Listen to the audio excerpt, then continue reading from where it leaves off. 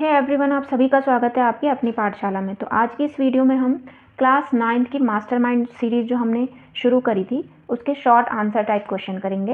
ठीक है, तो शुरू करते हैं। क्वेश्चन फर्स्ट है, what is matter, how many states are there. तो मैटर क्या है तो anything which occupies space and has mass is termed as matter. तो कोई भी चीज़ जो स्पेस ऑक्यूपाई करती है, जिसका मास होता है, उसे हम मैटर कहते हैं। Example water, air, gold, silver etcetera. ठीक है, मैटर की 3 स्टेट होती हैं। कौन कौन सी? Solid, liquid and gas. Solid की फिजिकल स्टेट देख ले, कहते हैं क्या होता है। फिजिकल स्टेट ऑफ मैटर है, इसका डेफिनेट शेप होता है एंड डेफिनेट वॉल्यूम होता है, इसे हम सॉलिड बोलते हैं। ठीक है, आयरन, स्टोन, वुड, ये सब क्या है? सॉलिड है।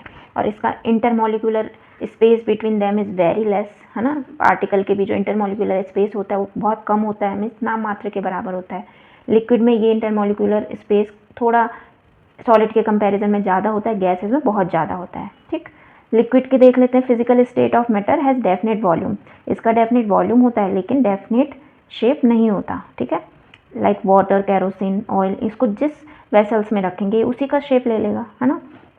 Gas, physical state of matter has no definite shape and no definite volume, इसका ना तो शेप डेफिनेट होता है ना तो वॉल्यूम डेफिनेट होता है। ठीक है, each gas occupies shape and volume of container in which it is filled. If ammonia gas is filled in a closed jar, it will take shape and volume of that jar also. ठीक है ना। ऐसी another gas oxygen है, उसके साथ भी same happen होगा कि ये ऑक्यूपाई कर लेगा पूरे जार के स्पेस को और उसके वॉल्यूम को भी। ठीक है ना। ये आता है आपके पास characteristics of particles of matter. तो इसको देख लेते हैं क्या क्या करेक्टरिस्टिक्स होती हैं। The particles of matter have space between them. ठीक है, नोन एज इंटरमोलिकुलर स्पेस, जैसे मैंने आपको ऊपर बताया था, है ना। Intermolecular space, the intermolecular space changes with change of physical state of matter. तो intermolecular space physical state change होने के साथ चेंज होती है। जैसे सॉलिड है तो उसमें काफ़ी पास पास मॉलिक्यूल्स होते हैं और लिक्विड में थोड़ा दूर दूर होंगे, गैस में बहुत दूर दूर होंगे। ठीक है, सेकेंड पॉइंट है, particles of matter attract each other. Matter के पार्टिकल एक दूसरे को अट्रैक्ट करते हैं। दिस फोर्स ऑफ अट्रैक्शन, इसी फोर्स ऑफ अट्रैक्शन को इंटरमोलिकुलर फोर्स या कोहेसिव फोर्स कहा जाता है, जिससे वो पार्टिकल्स आपस में बंधे हुए रहते हैं। ठीक है, third point, the particles of matter are always in state of motion. Matter के पार्टिकल हमेशा मोशन की स्टेट में रहते हैं, इसलिए उनमें काइनेटिक एनर्जी होती है। ठीक है, जब हम इन्हें गर्म करते हैं तो kinetic energy of its particle increases, तो इनकी काइनेटिक एनर्जी भी बढ़ती है। In this way kinetic energy of particle of matter depends on temperature of matter. तो काइनेटिक एनर्जी पार्टिकल्स की किस पे डिपेंड करती है? टेम्परेचर। टेम्परेचर बढ़ाने पे काइनेटिक एनर्जी भी बढ़ती है। ठीक है, particles of matter are in random motion, तो ये रैंडम मोशन करते हैं। देयर मोशन इज अनड्रिवन, मतलब किधर भी लुढ़कते फिरते हैं ये, जैसे लिक्विड के पार्टिकल, गैसेस के सॉलिड में तो ये फिक्स रहते हैं, है ना। If a bottle of perfume is open in a corner, it's smell spread in entire corner. तो इसकी स्मेल पूरे एंटायर रूम, पूरे रूम में फैल जाती है। क्यों? क्योंकि जो परफ्यूम के अंदर गैस मौजूद है वो बाहर निकलने पे पूरे रूम में फैल जाती है, इसीलिए। ठीक है, थर्ड क्वेश्चन इतना इंपॉर्टेंट नहीं है तो इसको स्किप करते हैं। फोर्थ क्वेश्चन, सो फोर्थ क्वेश्चन देखते हैं। इसमें 2 पार्ट हैं। पहले में हमें लिखना है difference in characteristic of states of matter. तो स्टेट्स ऑफ मैटर के बीच की करेक्टरिस्टिक्स लिखनी है, मतलब कि सॉलिड की क्या प्रॉपर्टीज़ होती है, लिक्विड की क्या होती है, गैसेस की क्या होती है। ठीक है ना। सो फर्स्ट प्रॉपर्टी है कि स्टेट ऑफ एग्रीगेशन। एग्रीगेशन मतलब कि कितने पास पास पार्टिकल हैं, कितने दूर दूर हैं, उनके बीच गैप कितना है। ठीक है ना। तो सॉलिड में molecules are closely packed, liquid में आर लूजली पैक्ड, और गैसेस में ये काफ़ी सफिशिएंट डिस्टेंस पे होते हैं, मतलब काफ़ी दूर दूर। ठीक है, इंटरमोलिकुलर फोर्सेस, सॉलिड के बीच मैक्सिमम होता है, लिक्विड में लेस देन सॉलिड होता है, एंड गैसेस में force of attraction between the molecules ये नेग्लिजिबल होता है, बिल्कुल नाम मात्र के बराबर। नेक्स्ट प्रॉपर्टी है energy. Molecules possess least energy, energy एक कम पोजेस करते हैं अपने में। Molecule consist moderate values of energy, ये मॉडरेट वैल्यू मतलब सॉलिड से थोड़ा ज़्यादा, है ना, तभी तो मूव कर पाते हैं। और ये काफ़ी एनर्जेटिक होते हैं, तभी तो मूव करते रहते हैं। ठीक है, गैसेस के पार्टिकल्स। डेंसिटी, सॉलिड की डेंसिटी हाई होती है, density of liquid is less than those of solid, से कम होती है लिक्विड की डेंसिटी, और ये इसकी तो सबसे कम होती है गैसेस की। Shape and volume, definite shape and definite volume होता है। लिक्विड का डेफिनेट शेप नहीं होता लेकिन डेफिनेट वॉल्यूम होता है। Gases have neither definite shape not definite volume. ठीक, नेक्स्ट है कंप्रेसिबिलिटी। कंप्रेसिबिलिटी मतलब कितना हम उनको प्रेस कर सकते हैं, दबा सकते हैं। लीस्ट कंप्रेसिबल, क्योंकि इनके बीच एम्प्टी स्पेस, खाली जगह मॉलिक्यूल्स के बीच बहुत ही कम होता है। It is slightly compressible then solid, क्योंकि थोड़ा स्पेस होता है। ठीक है, gases have neither high compressibility, it is due to large empty space, क्योंकि गैसेस के पार्टिकल्स के बीच काफ़ी ज़्यादा स्पेस होता है तो ये हाईली कंप्रेसिबल होते हैं। ठीक है, और जैसे हमारे एलपीजी होती है, तो एलपीजी हमारी जो गैस ही तो होती है, इसको हम कंप्रेस करके लिक्विड फॉर्म में, मीन्स उसके पार्टिकल्स को हम पास लिया है, तो वो कंप्रेस करके ही तो लाए, है ना। नेक्स्ट है डिफ्यूज़न। डिफ्यूज़न मतलब कि ये एयर के पार्टिकल दूसरे पार्टिकल के साथ कितना मिक्स होते हैं। तो सॉलिड की टेंडेंसी होती है डिफ्यूज़ होने की, नो टेंडेंसी। इसकी स्मॉल टेंडेंसी होती है लेकिन स्लोली डिफ्यूज़ होते हैं। गैसेस बहुत तेज़ी से डिफ्यूज़ होते हैं। ठीक है, डिफ्यूज़ मतलब कि जैसे एक कमरे में हमने एक कोने में परफ्यूम छिड़का तो वो पूरे कमरे में फैल जाता है थोड़ी देर में, तो ये गैसेस के पार्टिकल पूरे कमरे में डिफ्यूज़ हो गए। ठीक है, इसका सेकंड है कमेंट अपॉन द फॉलोइंग। ये हमें डेफिनेशन लिखनी है इनकी। रिजिडिटी, तो रिजिडिटी क्या होता है? It is the property of solid. तो रिजिडिटी क्या होता है? It is the property of the solids to maintain shape against external force.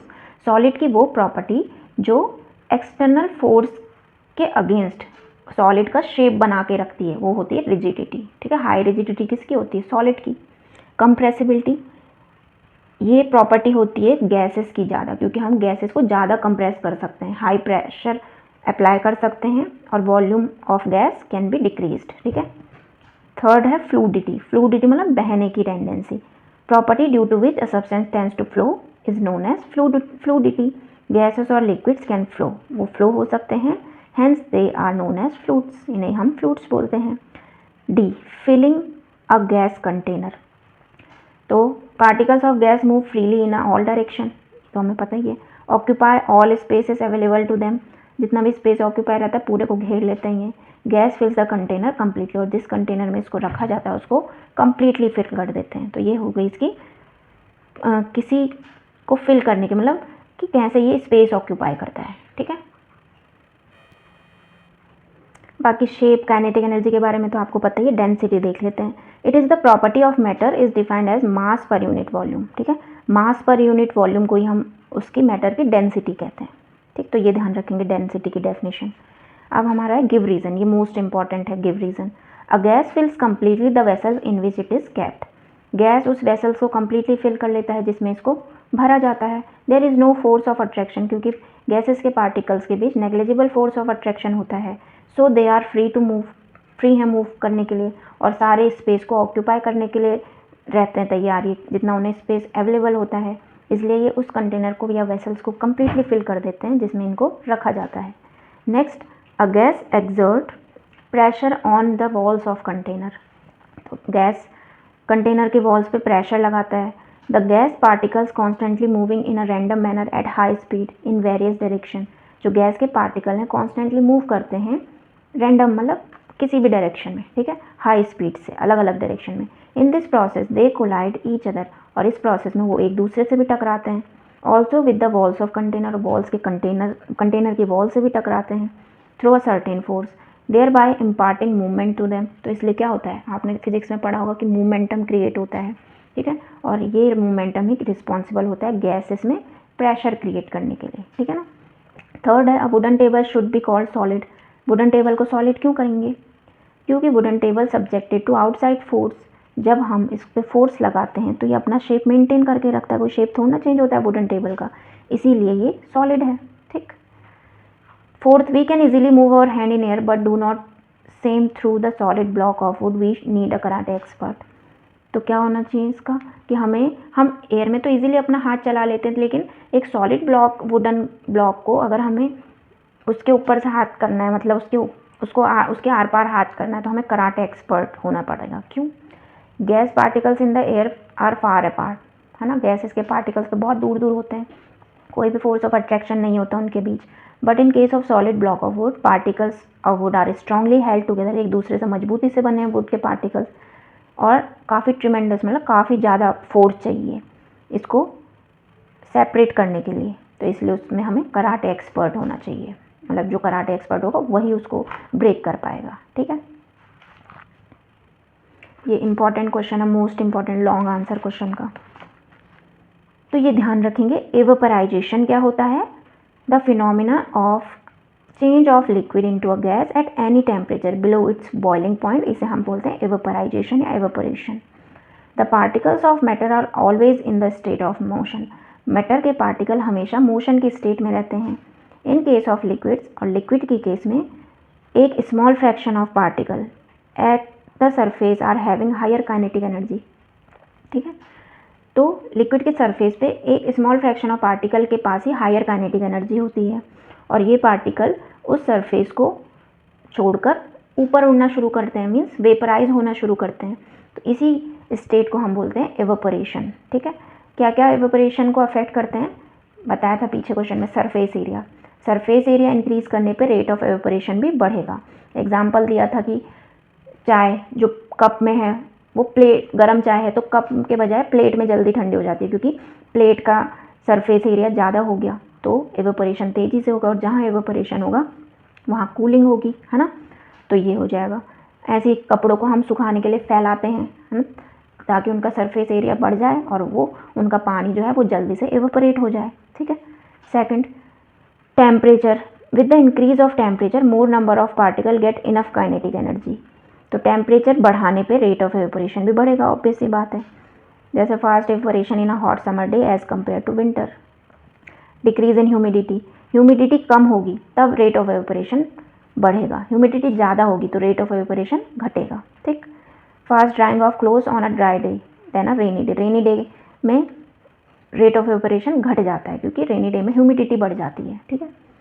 Increase of wind speed, with increase of wind the particles of water vapour move away, तो वो तेज़ी से move करने लगेंगे।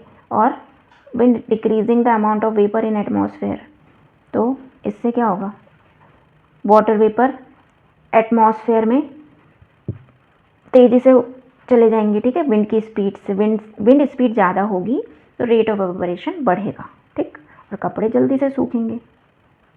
Close dry faster in a windy day. ठीक है, so that's it for this chapter. After this we'll start first chapter of bio. तो bio का फर्स्ट चैप्टर क्या है देख लेते हैं। बायो का फर्स्ट चैप्टर है हमारा the fundamental unit of life. ठीक है, तो ये शुरू करेंगे। आज के लिए इतना काफ़ी है। If you like the video please like and subscribe my channel. Thank you.